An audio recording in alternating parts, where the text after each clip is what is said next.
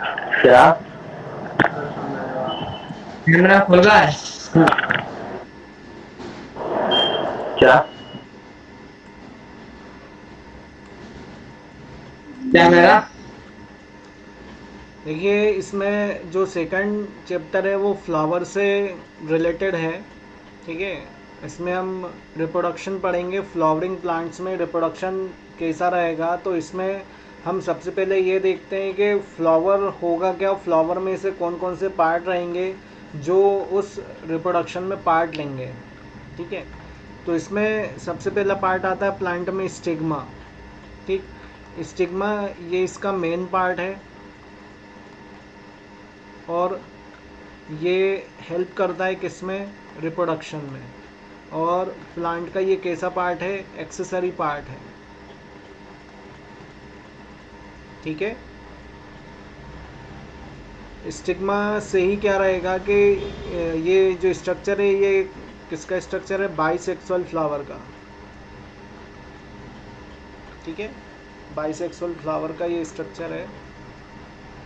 तो इसमें stigma, style, ovule and ovary ये सभी फीमेल पार्ट हैं। ध्यान से देखिएगा मैंने क्या क्या बोला है। इसमें स्टिग्मा फर्स्ट, यहाँ से देख लेते हैं, ये फर्स्ट, ये सेकंड, ये थर्ड एंड ये फोर्थ, ये सभी क्या रहेंगे, फीमेल पार्ट रहेंगे, फीमेल पार्ट। और इसमें जो मेल पार्ट रहेगा वो कौन कौन से रहेंगे, एंथर और फिलामेंट, ठीक है। मेल पार्ट कौन कौन से रहेंगे, एंथर, क्या हो गया,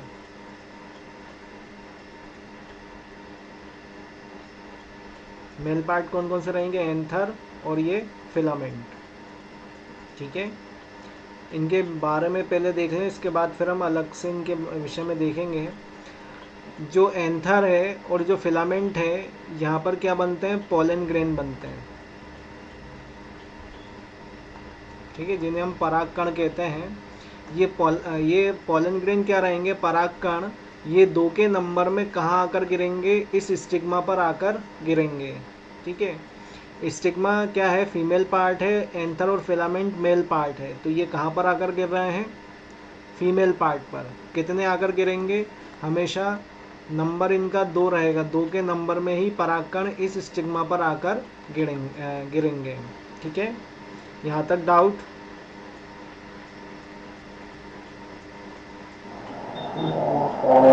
सर एक बार समझा दीजिए। देखिए जो स्टिग्मा, स्टाइल, ओवरी, ओव्यूल ये सभी क्या है, फीमेल पार्ट है, इसे गाइनोसियम भी कहेंगे, ठीक।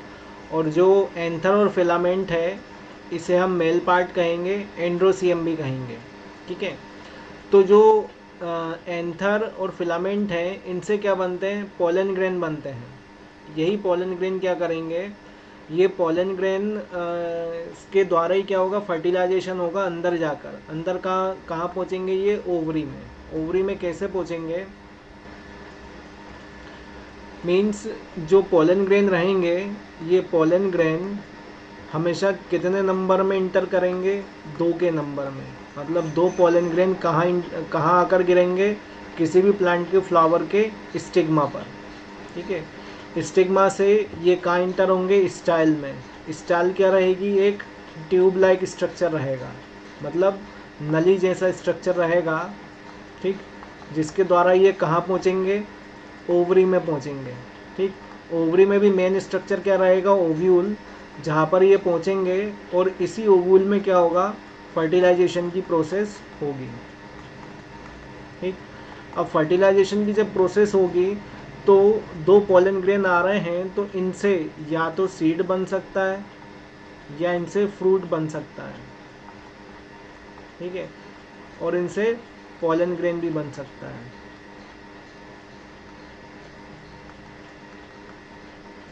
ठीक है। मतलब फर्टिलाइजेशन में 3 पॉसिबिलिटी हैं, या तो इनसे सीड बन जाएगा या इनसे फ्रूट बन जाएगा या इनसे पोलन ग्रेन बन जाएगा, जो फ्लावर के स्टिग्मा पर फिर दूसरे फ्लावर के स्टिग्मा पर जाकर गिरेगा, यहाँ तक डाउट? No sir. अब इसमें अंतर क्या रहेगा?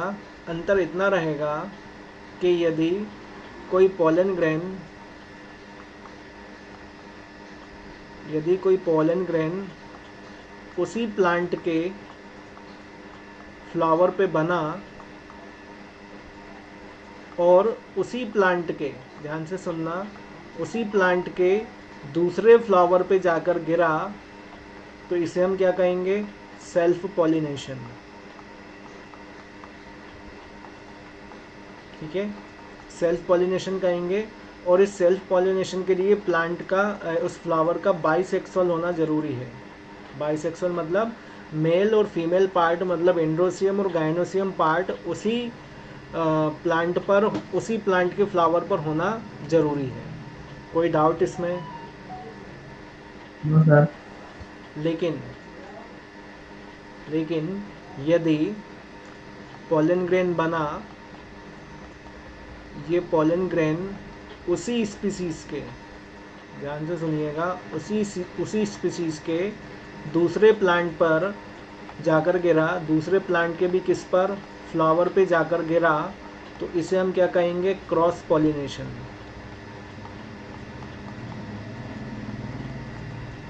ठीक है, इसमें प्लांट का यूनिसेक्सुअल होता है ज़्यादातर, कुछ बाइसेक्सुअल में भी हो जाता है, लेकिन इसमें कैसा रहेगा? यूनिसेक्सुअल रहेगा। और इस तरह का पॉलिनेशन क्या रहेगा? क्रॉस पॉलिनेशन रहेगा। इसमें डाउट? No sir. बहुत बढ़िया, very good very good.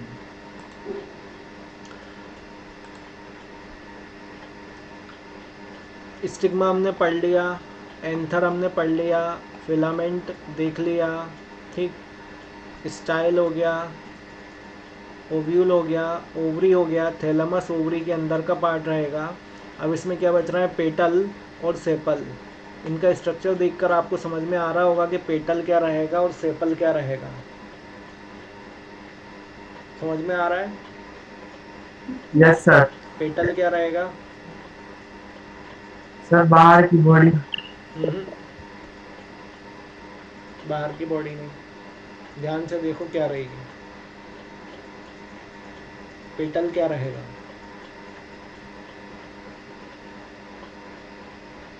Sir covering के पराग।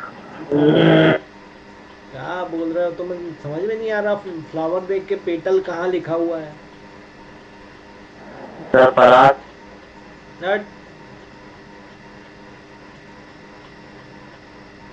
क्या रहेगा? पंखुड़ी नहीं दिख रही? पंखुड़ी सर नहीं दिख तो- रही? हाँ दिख रही है। फिर पेटल क्या रहेगी? उसकी पंखुड़ी। और सेपल क्या रहेगी? सर पराग और पंखुड़ी एक ही तो। मुझे नहीं मालूम, तू इतनी शुद्ध हिंदी बोलेगा तो मुझे नहीं मालूम, मेरे को पंखुड़ी मालूम भाई साहब।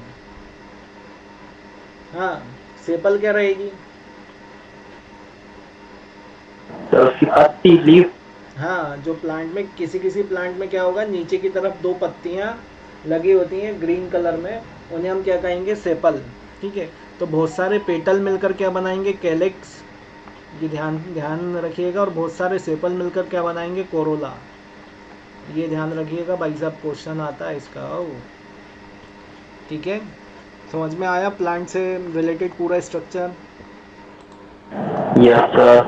चलिए, तो जो इस चैप्टर का नाम है वो क्या है? Sexual reproduction in flowering plant. अब इसमें हम देखेंगे सेक्सुअल रिप्रोडक्शन की प्रोसेस होगी कैसे। होता क्या है sexual reproduction? Sexual reproduction is the process of development of new organism through the formation and fusion of gametes. मतलब इसमें गेमीट्स बनेंगे भी, फॉर्मेशन भी होगा, देन उनका फ्यूज़न होगा। उसी प्रोसेस को हम क्या कहेंगे? सेक्सुअल रिप्रोडक्शन कहेंगे। ठीक है, gametes are not directly formed by the sporophytic structures of flowering plant. Instead, they produce spores and then gametophyte। Means gametes जो है फ्लावर में, फ्लावरिंग प्लांट में डायरेक्टली नहीं बनते, पहले क्या बनते हैं? स्पोरोफाइट, मतलब स्पोर बनते हैं, उन स्पोर के बाद फिर गेमिट्स बनते हैं, मेल और फीमेल गेमिट्स बनते हैं। इसमें डाउट? No sir.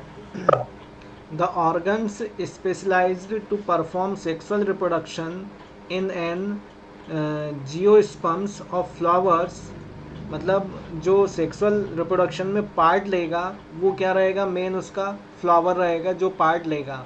अब फ्लावर में भी क्या रहेगा, flowers are modified condensed reproductive shoot, ठीक है, ये क्या रहेगी, रिप्रोडक्टिव शूट रहेगी। ठीक, शूट जानते हैं क्या होता है?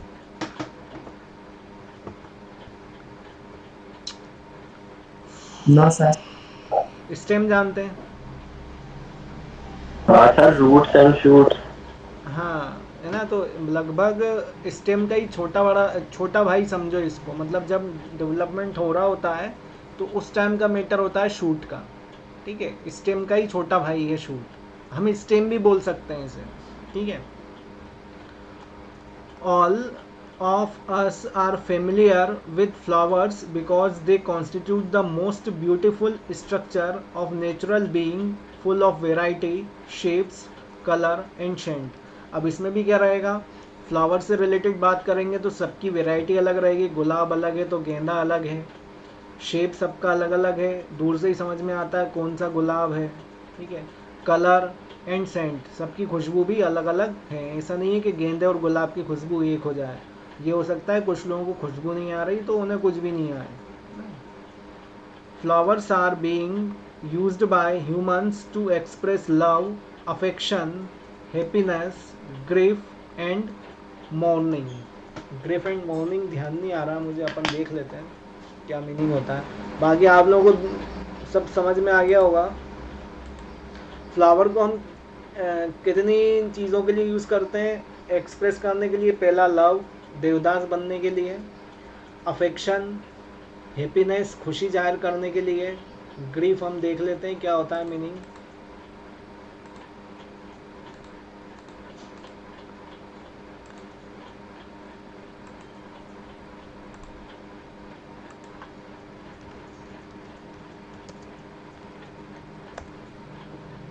ग्रीफ शोक व्यक्त करने के लिए भी फ्लावर का यूज़ करते हैं। ठीक है, और इसके अलावा हम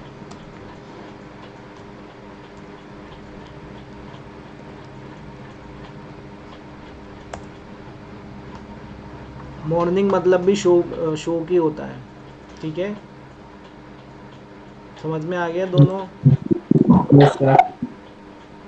यस सर। तो हम अलग अलग मैटर के लिए फ्लावर का यूज़ करते हैं। ये यहाँ तक हम लोग पढ़ चुके हैं, यहाँ तक डाउट? No sir. हाँ, अपने मतलब की एक चीज़ तो मिल ही गई, अब काहे का डाउट।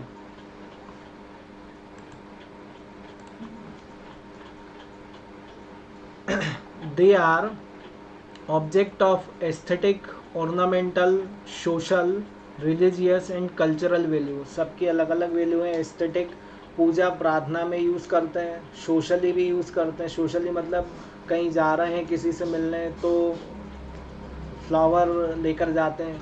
ठीक है, तुम लोगों का वक्त नहीं आया अभी। ठीक, रिलीजियस पूजा पाठ में भगवान के लिए। कल्चरल भी मतलब जैसे कल्चरल कार्यक्रम होते हैं बहुत सारे, क्योंकि हिंदुओं के अलग होते हैं तो मुस्लिमों के अलग होते हैं, तो सबके कल्चरल वैल्यू अलग अलग हैं, तो उनके लिए भी हम क्या करते हैं, फ्लावर का यूज़ करते हैं। ठीक है, बीज obtain nectar from them and convert into Honey मतलब जो मधुमक्खियाँ होती हैं ये क्या करती हैं,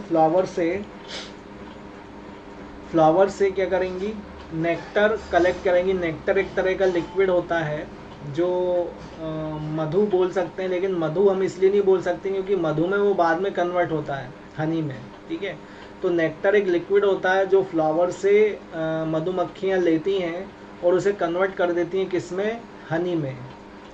दे have been a source of dyes, scent and perfumes since time immemorial, मतलब अजय है। इसे हम अजय को अलावा और बोल सकते हैं क्या, मेरे को नाम याद नहीं आ रहा, अजय अनंत, या हम ये बोल सकते हैं कि इसकी जो क्वालिटी है ये अभी तक चली आ रही है, अनंत है, मतलब ख़त्म नहीं हो सकता। या तो हम डाई में भी यूज़ करते हैं बालों को सफ़ेद करने के लिए, सेंट के लिए यूज़ करते हैं, डिओ के लिए, परफ्यूम के लिए भी यूज़ करते हैं ना। जब शादी ब्याह हो तो बहुत ज़्यादा खुशबू वाला परफ्यूम होना चाहिए हमारे पास, ताकि हम बदबू फैलाएं। ठीक है, समझ में आया? क्यों, कहीं खो गए क्या? Yes sir. कहाँ?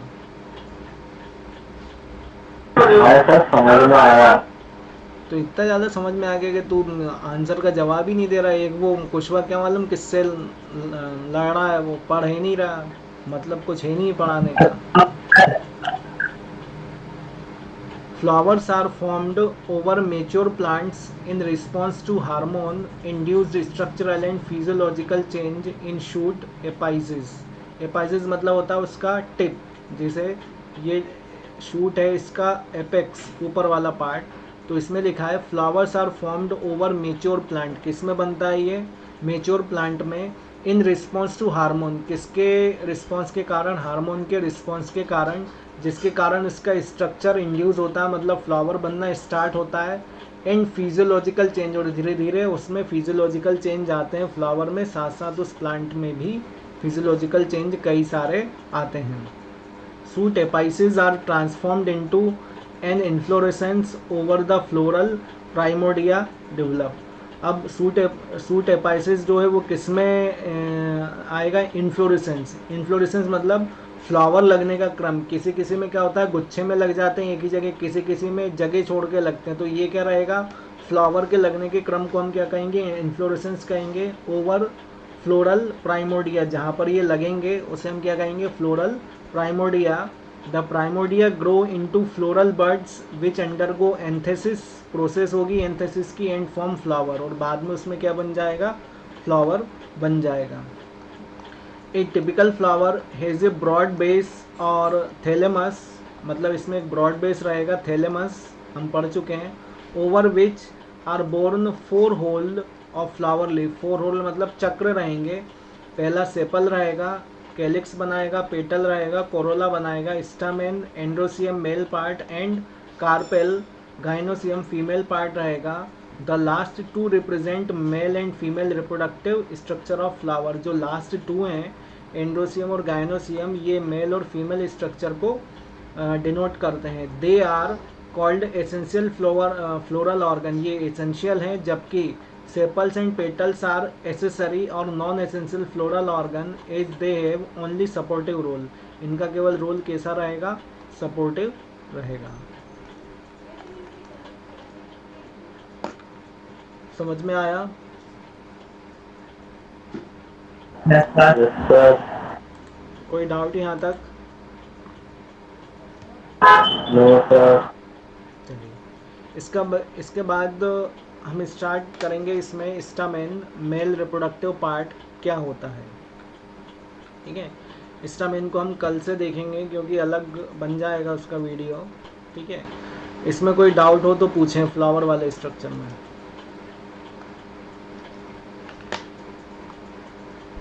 You have any doubt in flower structure of flower, you can don't ask me. Sir time है तो एक बार शॉर्ट समरी समझा दो। देखो आज हमने स्टिग्मा मतलब फ्लावर के विषय में 2 अलग अलग मैटर पढ़े हैं। एक हमने पढ़ा मेल पार्ट जिसे हम कहेंगे एंड्रोसियम, और एक हमने पढ़ा है फीमेल पार्ट जिसे हम कहेंगे गाइनोसियम। अब मेल पार्ट में 2 स्ट्रक्चर आते हैं, पहला एंथर और दूसरा फिलामेंट। यही क्या करेंगे? पोलन ग्रेन मतलब मेल गैमीट बनाएंगे। दूसरा फीमेल पार्ट में 4 अलग अलग स्ट्रक्चर आएंगे, स्टिग्मा, स्टाइल, ओवरी, और ओवरी के अंदर ओव्यूल। इस ओव्यूल के अंदर ही मेन फर्टिलाइजेशन की प्रोसेस होगी, मतलब जो एंथर के द्वारा पोलन ग्रेन बनेंगे, मेल गैमीट बनेगा, यह क्या होगा? उस फ्लावर के स्टिग्मा पर आएंगे, उस फ्लावर के स्टिग्मा पर आकर वो स्टाइल के द्वारा ओवरी में जाएंगे, ओवरी में भी कहाँ जाएंगे, स्पेसिफिक ओव्यूल में, और वहीं पर फर्टिलाइजेशन होगा। फर्टिलाइजेशन होने के बाद सीड या फ्रूट बनेगा। ठीक, अब यदि वो पॉलन ग्रेन उसी प्लांट के दूसरे फ्लावर पर गिरता है तो वो सेल्फ पॉलिनेशन होगा, और यदि वो पॉलन ग्रेन उसी स्पीसीज के दूसरे प्लांट के दूसरे फ्लावर पे जाकर गिरेगा तो उसे हम क्या कहेंगे, क्रॉस पॉलिनेशन की प्रोसेस कहेंगे। ठीक, इसके बाद हमने इसमें पेटल पढ़ी थी जिन्हें हम फ्लावर की पंखुड़ियाँ कहेंगे। बहुत सारी पेटल्स मिलकर, lot of petals are joined together form calyx and lot of sepals are joined together to form sepal. ठीक है,